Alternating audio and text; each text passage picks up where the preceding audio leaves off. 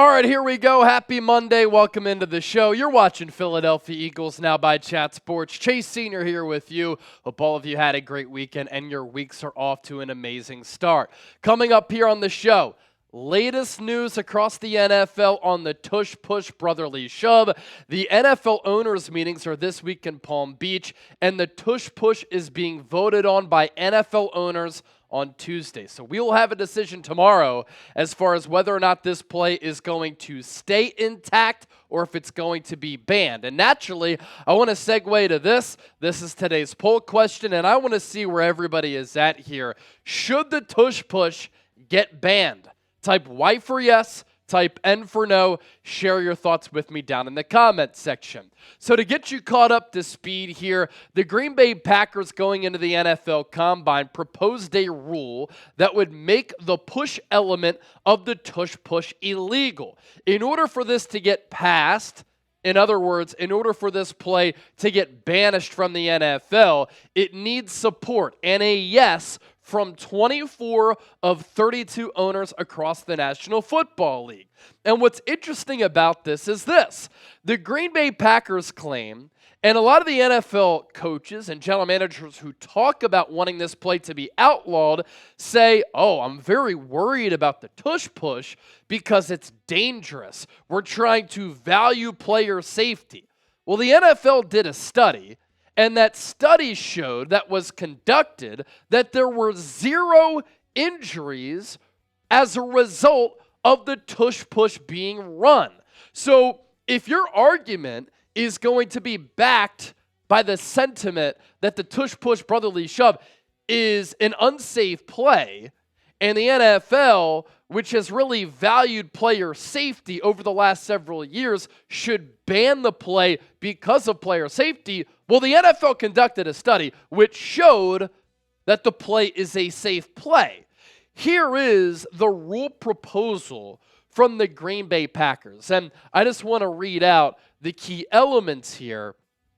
A, pull a runner in any direction at any time. And obviously, this is what the Packers' backing is for their rule proposal here. So I'll just start from the top.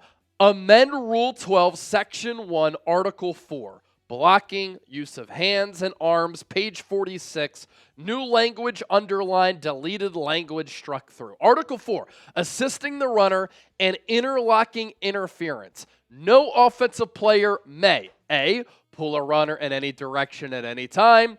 B, use interlocking interference by grasping a teammate or by using his hands or arms to encircle the body of a teammate in an effort to block an opponent. C, push or throw his body against a teammate to aid him in an attempt to obstruct an opponent or to recover a loose ball. Or, this is some of the new language here coming up, immediately at the snap, push or throw his body against a teammate who was lined up directly behind the snapper and receive the snap to aid him in an attempt to gain yardage.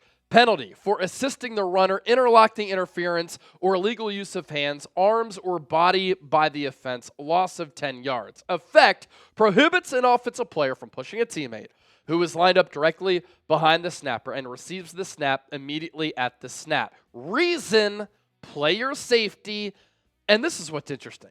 Pace of play. Pace of play is being listed here by the Green Bay Packers as one of the reasons to ban this play. Has anybody watched the Tush Push Brotherly Shove and you've said to yourself, this is ruining the pace of play? It is strictly a short yardage play. So is a quarterback sneak altering or affecting the pace of play? The Eagles have come up with the play. They've been efficient in running and executing that play. They've been dominant since the inception of it, all within the confines of the rules of the NFL. And so all of these reasons to me sound like baloney. Now, the other day, Diana Rossini came out with this report after we had talked on the show about how there wasn't enough momentum to ban the play, according to the Washington Post. But over the last couple of days, there seems to be momentum behind taking the play out of the NFL. Rossini said this, I'm hearing that the Tush Push is building some momentum. I know we talked about it here on the show where I said that I think this probably would not be the year or I could see a change happen. I feel like it's getting more momentum in terms of those opposed to it than I've ever heard before. Usually, it's like everyone going, nah, nah, nah, nah, nah, and there are those one or two people that sit on it and are against it, but it's catching fire. Nick Sirianni obviously has caught wind of this. When we were at the NFL Combine, he went through all of the detailed football reasons for why the Eagles have been successful and why he doesn't think it should be banned. And then he said this to Mike Garafolo in Palm Beach, Florida yesterday on Sunday, and Garafolo tweeted it out. I spoke to Nick Sirianni today on the Tush Push vote with a grin. He said, we'll see how it goes. All I will say about it is that Jonathan Gannon, Shane Steichen, and Kellen Moore better vote for it. They are in the head coaching position right now because of that play. So all three, I better have those three votes right there. And the Eagles vote, I at least know that we have 4.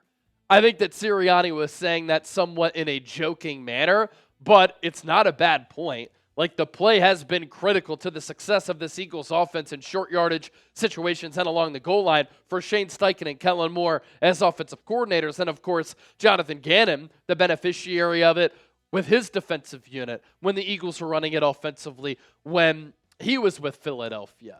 And then there was this reporting from ESPN last night where things started to get a little bit heated, right? And it seems as though a lot of teams, coaches, general managers have different opinions on this. Some are for it, some are against it. ESPN, with this report, one club source told ESPN that their team will be voting against the proposal because they don't believe the proposal is honest about the reason. An NFL head coach told ESPN he thinks the proposal is motivated by pettiness because some clubs don't have quarterbacks capable of running a push sneak.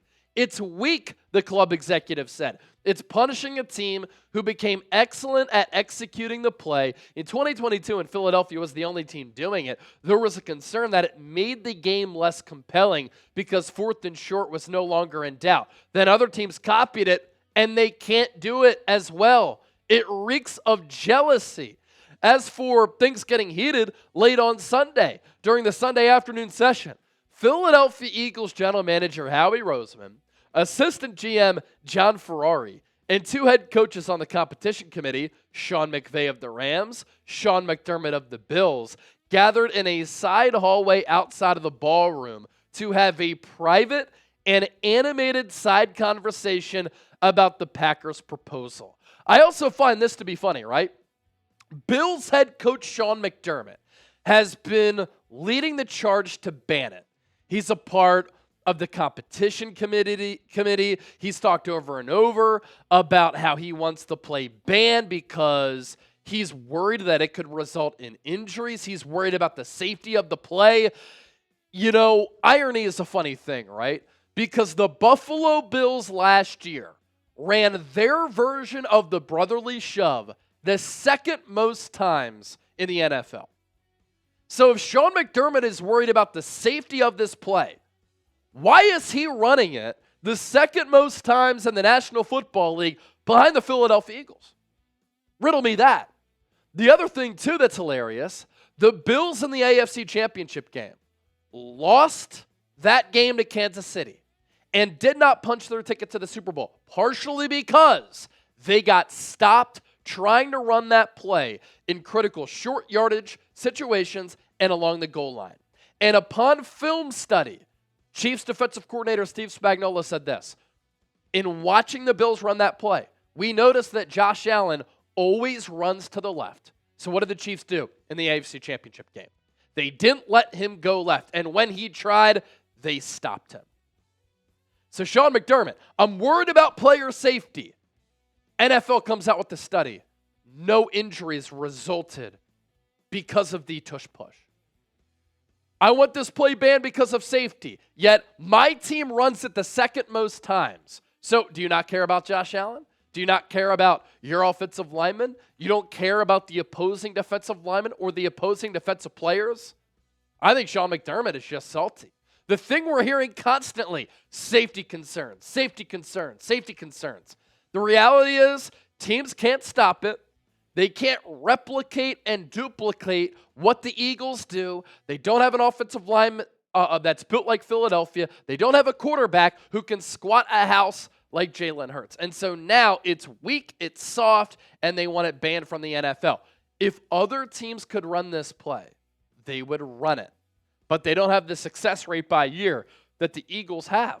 In 2022, when the Eagles ran the brotherly shove, they converted 93% of the time. 2023, 83% of the time. In 2024, 81.2%. That does show that teams have gotten better in trying to stop it, but the success rate is clearly there. And everybody knows my stance on the tush push, right? If it was that easy, everybody would do it. I don't think you should punish the Eagles for executing something unique at an elite level. Other people will say, well, the Eagles can push. It should be banned. Other teams have that right. The Eagles are doing this within the rules of the NFL. Other people will say, of course you're saying that. You're an Eagles fan. You're biased. The Buffalo Bills, I don't care if they can run it, but they can't run it to the level of success that the Eagles run it. And so not every team has an offensive line like Philadelphia's. Jordan Mailata, Landon Dickerson, Cam Jurgens, Mekhi Becton last year, and Lane Johnson. Not every quarterback has a strong lower half like Jalen Hurts. I've seen Kirk Cousins try to run the brotherly shove. It's hilarious. I've seen Jordan Love try to run it. He trips over his own feet. I see other quarterbacks try to execute this. They don't get the push that the Eagles get because they don't have the line and they don't have the quarterback in order to execute it. There's one team in the NFL who runs this the most, who is the most successful in running it. That's the Philadelphia Eagles. They invented the play. They perfected the play. They practiced the play. And if you're against the tush push, I think for football reasons, listen to how Nick Sirianni explains the nuances of this play and everything that goes into it and all of the detail that's included. I've seen some of the stuff like, well, about what the, that it's an automatic play or, that it's not we work really, I almost feel a little insulted because we work so hard at that play. The amount of things that we've looked into how to coach that play, the fundamentals, there's 1,000 plays out there, but it comes down to how you teach the fundamentals and then how the players go through and do with the fundamentals. I can't tell you how many times we practice the snap, we practice the play, because it's not a play that it's easy to practice. There's different ways we figured out how to practice it. The complements that come off of it that can create explosive plays, again, we saw it in big-time games this year, and the fact that it's an automatic thing, that we work really, really hard, and our guys are talented at this play, and so it's a little insulting to say it's just we're good at it, so it's automatic. We work really hard at it, and you see it throughout the league. I mean, we saw it in the championship games that a team failed at it and ultimately didn't end up winning the game because of it. I watch every week. I watch every first and goal red zone fail every single time, and sometimes that first and goal starts at the 1, and you see the team not be able to get in because they're not able to do that. And so, I think that it's a skill that our team has because of the players that we have, the way the coaches coach it. There's just so much time put into it. The fact that it's a successful play for the Eagles and people want to take that away, I think is a little unfair. And I just think that's a great explanation for why this play should not get banned and everything that goes into it. Football is about trying to come up with plays and a scheme, ideas and concepts to exploit an opponent's weakness, to take advantage of what they don't do well, to cater to your strengths, to adapt and evolve. The Eagles have been able to do that, but other teams haven't been able to counter-evolve to how the Eagles have evolved with the brotherly shove. Eagles draft hats, by the way, are available. You see that link down below, chatsports.com/Eagles draft hats. These were just released on Friday. I think that they're absolutely awesome. You can get dad hat style as well. They're snapback as well as fitted. You get the Liberty Bell on the Black Cat. You get the nice little design here on this one. Chatsports.com/Eagles draft hats, all available thanks to our friends at Fanatics. These are the hats that Eagles draftees will be wearing for the upcoming 2025 draft at the end of April. You can get yours today at chatsports.com/Eagles draft hats. Don't forget to hit that sub button. I'll be back later with another video, probably going to do some draft talk, so be on the lookout for that.